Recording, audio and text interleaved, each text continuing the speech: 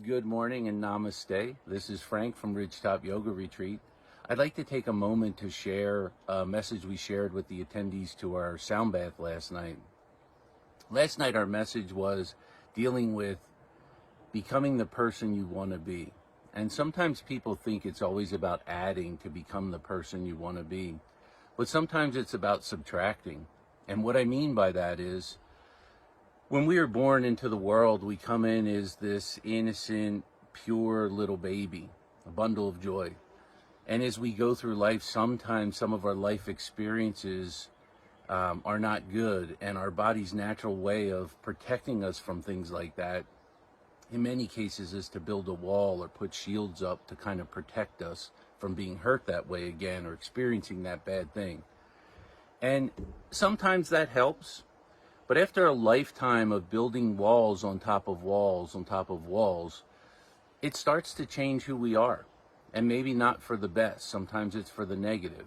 So much like when you think about an artichoke has all the outer layers that are very hard and inside is that very tender heart. Same thing with us humans. As we start to build all these walls onto our body and our emotions and fear and other things like that can kind of take over, it might change the way we are. And the great thing about yoga for me is it gives us the ability to take that time to step away from the busy lives we lead and start to acknowledge some of these things and appreciate them and recognize them. But then it also lets us to start to peel back some of those layers and open our heart up and open our person and our emotions up to the world around us, which can have great potential for growth in a positive way. And a quote I heard years ago that I think is very appropriate for this is, change doesn't happen by chance, it happens by choice.